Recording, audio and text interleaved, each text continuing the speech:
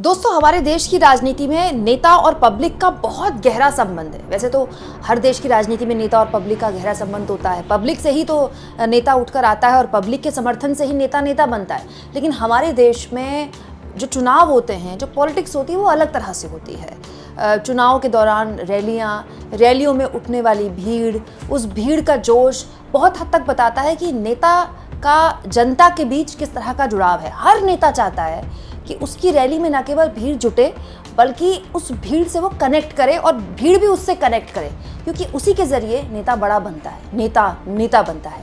प्रधानमंत्री मोदी ने आज दूसरी रैली को संबोधित किया। दोस्तों, वैसे तो ये अपने आप में बड़ा सोचने वाला विषय है कि 10 साल में पहली बार शायद ऐसा हुआ होगा कि विधानसभा चुनाव की तारीखों का ऐलान होने के इतने दिन बाद पीएम दूसरी रैली को संबोधित करने के लिए आए। अभी थोड़ी देर पहले मोदी जी ने कश्मीर के श्रीनगर में रैली को संबोधित किया। इसके बाद जम्मू के कटरा में भी रैली को संबोधित करने वाले।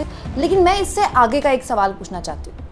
अब दोस्तों, मोदी जी की रैली में मोदी जी ने क्या कहा, किसको निशाने पर लिया, कुछ गलती से उनके मुंह से निकल गया या फिर वो कुछ ऐसी बात बोल गए जिसको लेकर विवाद हुआ, इस पर तो हम बहुत बातें करते हैं। लेकिन मैं इससे एक कदम आगे जाना चाहती हूँ।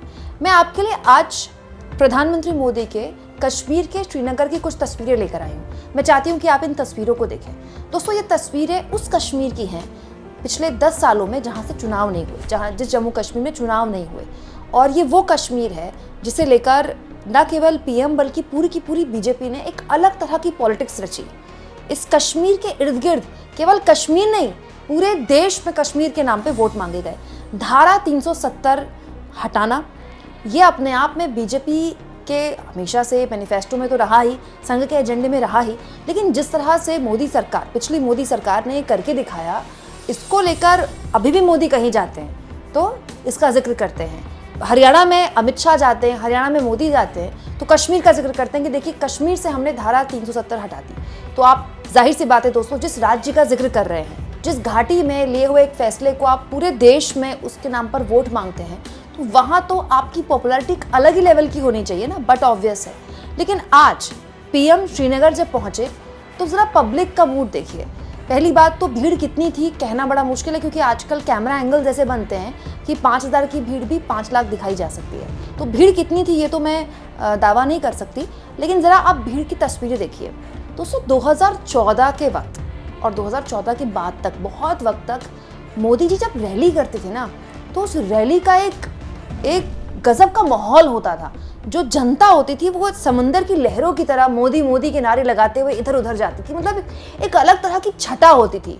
प्रधानमंत्री की रैली में प्रधानमंत्री के लिए कई बार बोलना मुश्किल हो जाता था, लोग बेकाबू हो जाते थे। मोदी जी की पिछले 10 सालों में ऐसी रैलियां भी हमने देखी है कि लोग पेड़ पर चढ़कर उनको सुन रहे हैं, अपनी छतों से सुन रहे हैं, कभी अपने आप को चोट पहुंचाकर सुन रहे हैं, क्योंकि वो एक करिश्मा था, मोदी का मैजिक था।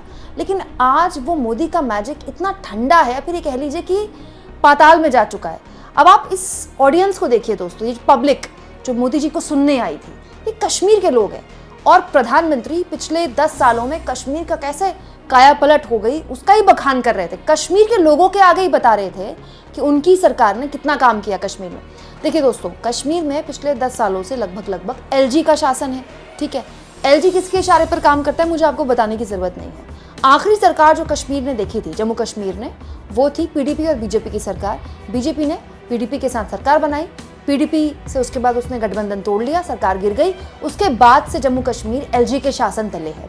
और अब 10 साल बाद सुप्रीम कोर्ट का फैसला आया, सुप्रीम कोर्ट ने टिप्पणी की, तब जाकर जम्मू कश्मीर में चुनाव हुए हैं। 10 साल, जो चुनाव 5 साल पहले हो जाने चाहिए थे उनको होने में 10 साल लगे। लेकिन फिर भी मोदी जी ये कहते हैं, कश्मीर के लोगों के आगे कहते हैं कि उनकी सरकार ने कश्मीर की दिशा और दशा बदल दी।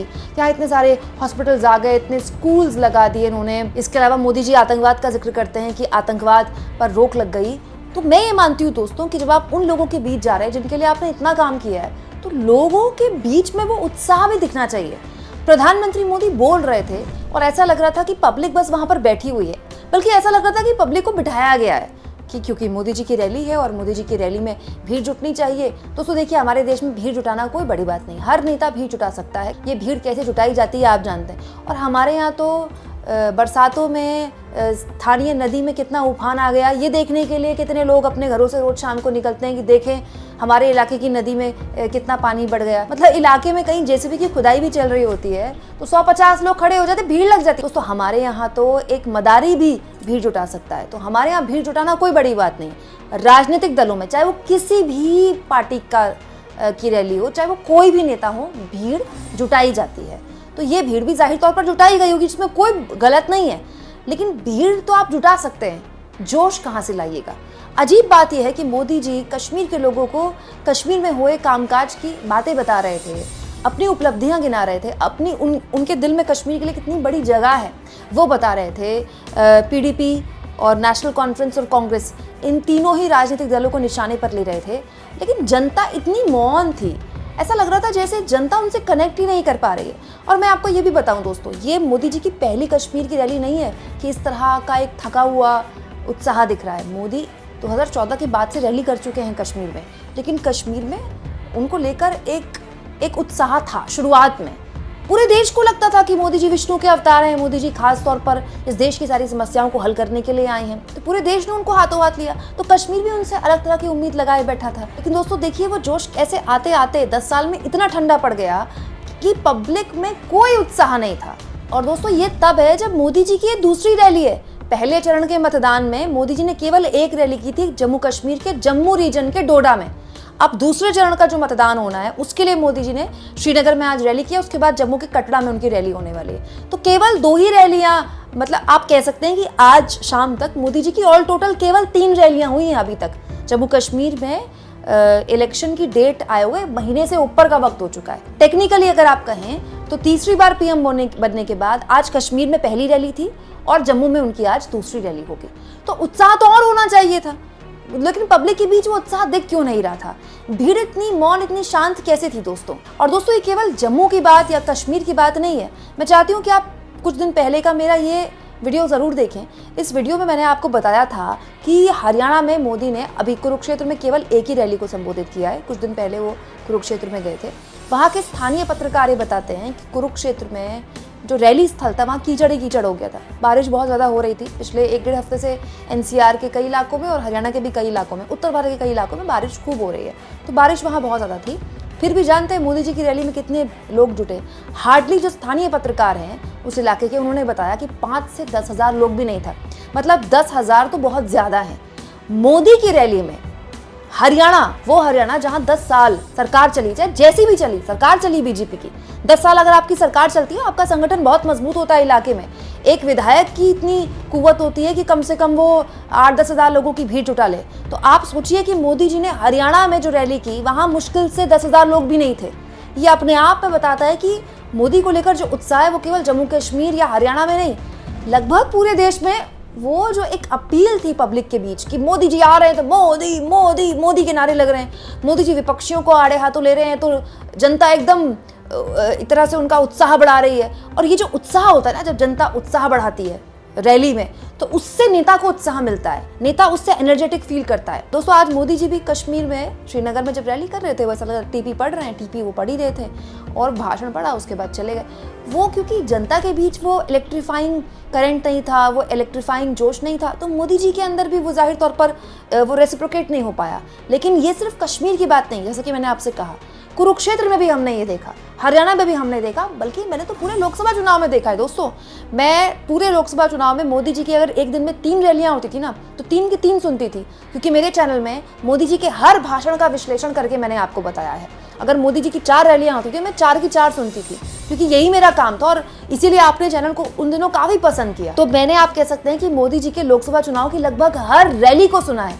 लेकिन ये जिस जोश की कमी की बात मैं आपसे कर रही हूँ ना, ये सिर्फ कश्मीर में, हरियाणा में नहीं दिखी, ये कमी मैंने इलेक्शंस में, लोकसभा चुनाव के दौरान भी महसूस की। बिहार के कुछ जगहों में मोदी जी जब गए थे तो काफ़ी उत्साह दिखा था, ये बात सही है। यूपी के कुछ इलाकों में मोदी जी जब गए थे तो काफ़ी उत्साह दिखा था। लेकिन ओवरऑल मोदी जी की जो रैलियाँ थीं वो काफ़ी पहले के मुकाबले ठंडी थी। ठंडी मतलब पब्लिक की भीड़ तो थी, पब्लिक थी, लेकिन जोश नहीं था। वो जो हाई जोश होता है मोदी जी की रैली का, जो मोदी जी की पहचान है, जो मोदी जी की शान है, वो गायब था दोस्तों। इसे कहते हैं law of diminishing return. Modi हो चाहे ब्रांड मोदी हो, वो अपना पीक देख चुका है, अब उनको सुनने के लिए ना तो लोगों में उत्साह है, ना उनकी बातों पर अब लोगों को वैसा विश्वास है जैसा पहले था।